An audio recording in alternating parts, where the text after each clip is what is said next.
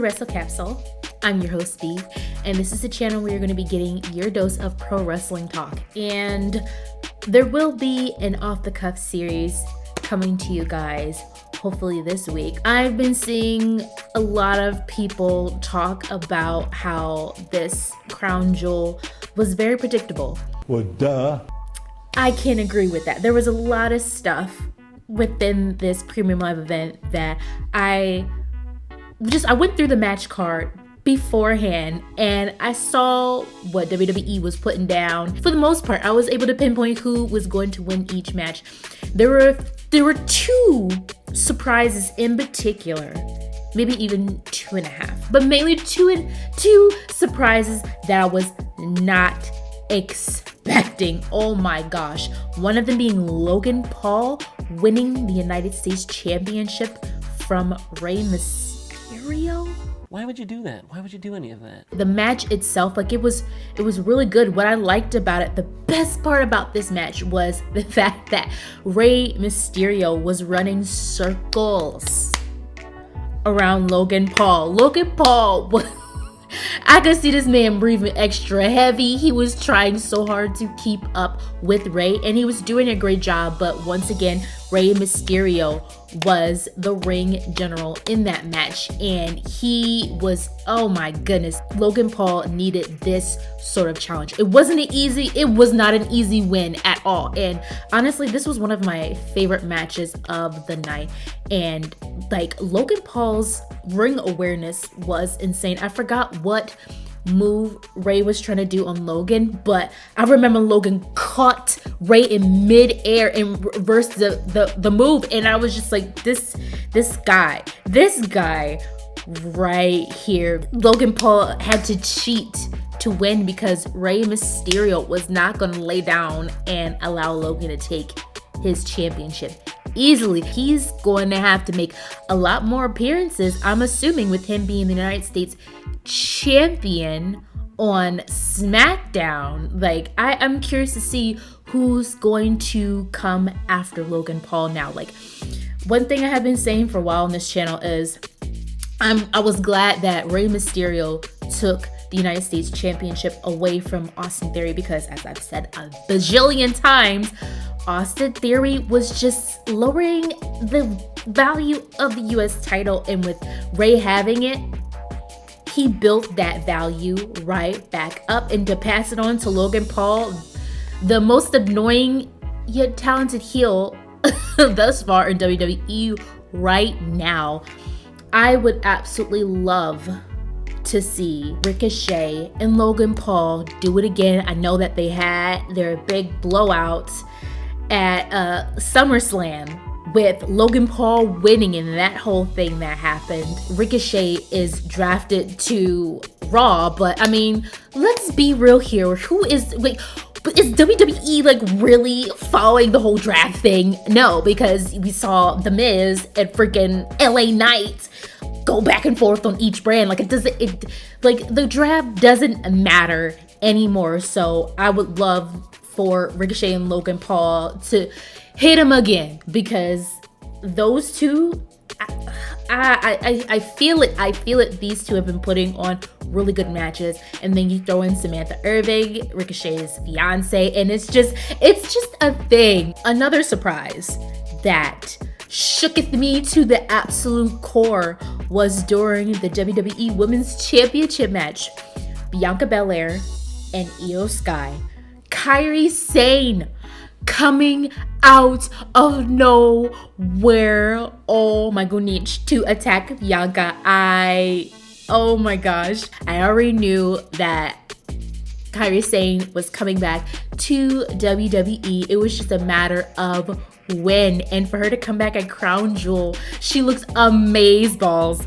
I was so excited, and for her to come to the rescue of Iyo Skye, and for Iyo Skye to retain the WWE Women's Championship, I was happy. I love my girl Bianca. I'm on my own against the whale. Like, I love my girl Bianca Belair, and she got her rematch. I'm glad she got her rematch after coming back from injury, but I just did not want to see her win that belt. I feel like Iyo has a lot more in the tank with this championship.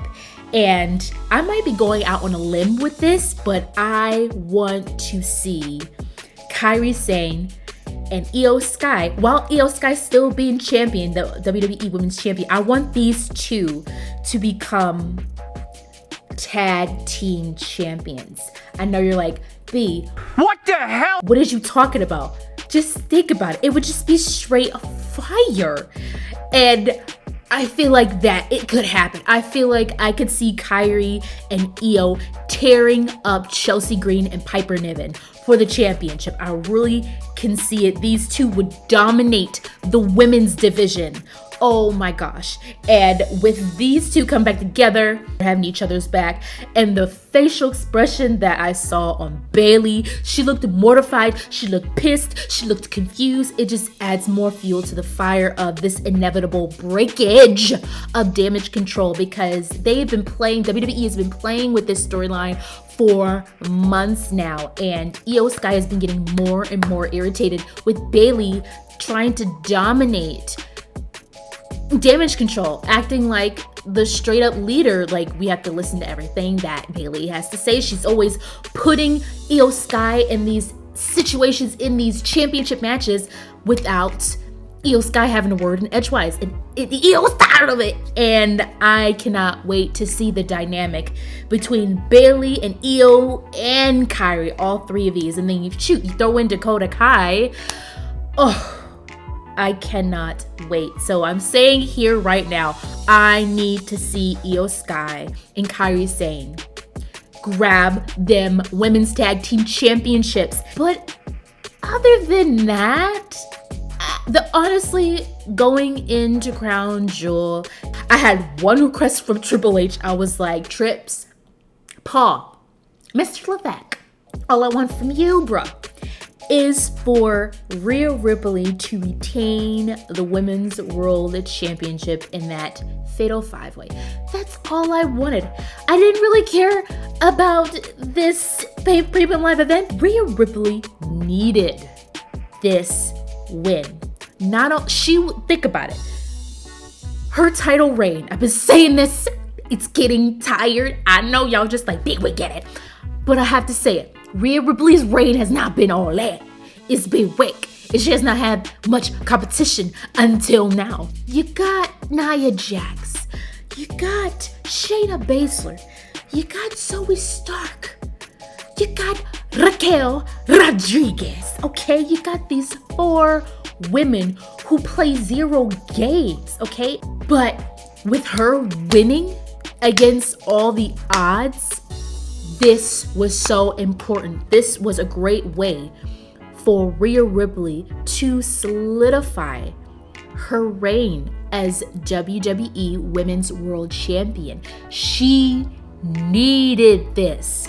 There's no doubt moving forward. Like, you can't say that Rhea Ripley didn't put in work to keep this reign going after this match. And I hope this doesn't end. I hope this still continues. There's so many storylines that can be birthed out of this. I still need to see another Raquel Rodriguez and Rhea Ripley match. Like, I need to see that. And eventually, I can't believe I'm saying this, but I look forward to one day seeing Raquel Rodriguez be WWE Women's World Champion. Like, I feel like WWE is cooking that up in the kitchen, and they still have that beef. Rhea and Raquel still have that beef, and it's still electric when it's just those two in the ring, despite it being a fatal 5-way. It was so good.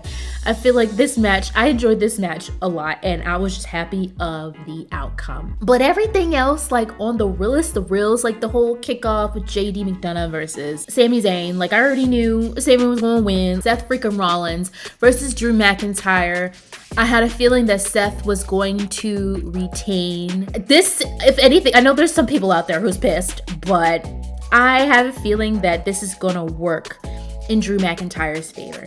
Seth retaining, like, this is going to fuel Drew's hate fire even more. This is the perfect opportunity for Drew McIntyre to go full heel. He's been climbing the ladder. He's been trying to get a championship. Teetering. He's been on the tightrope right now between falling into full-on heel and going back to being face. Now, after him losing against Seth freaking Rollins and all that trash that Seth was talking in the ring on Monday Night Raw, and Drew not delivering, oh my goodness. If Drew McIntyre does not turn heel, it would be stupid. For the love of God! Like, this is the perfect opportunity for Drew McIntyre to just jump into full heel, be disrespectful, F up people. He fell short and he's pissed off. John Cena and Solo Sikoa match. I don't want to call it a full-on surprise that John Cena lost, but at the same time, it was clean. Like, Solo Sikoa effed John Cena up, and John was holding on. He was working. He's struggling because he's older. He's old, and I don't know why. I don't know. Maybe something's wrong with me, but how's it my feels? Like, John Cena losing this match is so monumental because it really felt like it was marking the end of John Cena's in-ring career. In this match, it put Solo Sikoa over. I see the benefit of that, and I also see the closing the chapter for John Cena. Like, I don't know where John is gonna go from here. Is this really like the end of him in his in-ring career? I don't know. It just more than anything, it just made me say it. It made me say it for John Cena because I kind of like him now. I don't know. Damian Priest versus Cody Rhodes. I knew Cody Rhodes was gonna win. He needs this win. Like, he's still, trying to finish the story. I can't wait until that story's done. I like Cody Rhodes. I will always like Cody Rhodes, but the story is going on for so long that I forgot what chapter I'm in. I forgot what sentence I was reading. Like, it's getting too much at this point. It's so many people he has to get through, and I guess you just gotta buy time. I'm just looking forward to when Cody and Roman are gonna run it back. Like for real. That's what I'm looking forward to. And speaking of Roman Reigns, that championship match, Roman Reigns versus LA Knight.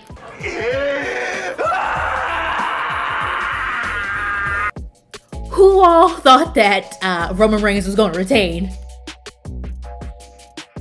Roman Reigns is gonna have interferences. Yes, and double yes, with Solo Sikoa and Jimmy coming out. Like, why am I not freaking surprised? The build-up was cool. Really made us think, oh, LA Knight might have a chance. Like, he's showing up and showing out against Roman Reigns, the tribal chief of the bloodline.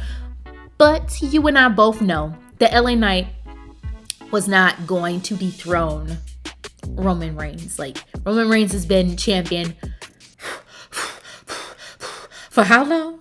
When are we going to get something different from Roman? I know that's his whole shtick. That's what he does. He has his bloodline members come in and make sure he gets the W. That's just how he rolls. But I look forward to the day when Roman Reigns actually has a championship match where they switch it up. They switch it up. Can we have one time where Roman Reigns wins clean? Can we have that? Can we? That would be great. But I don't know if that's ever going to happen.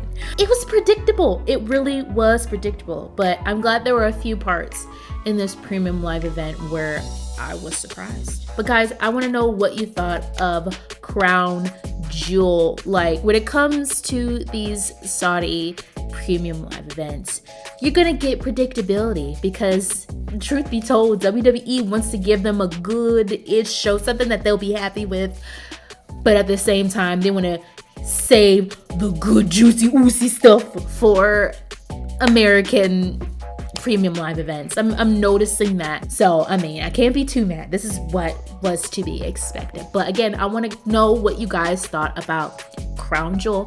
Don't forget to like, comment, and subscribe for more episodes. Thank you guys so much. And like I said, I'm going to have an off the cuff hopefully coming out this week. So, signing off. Bye.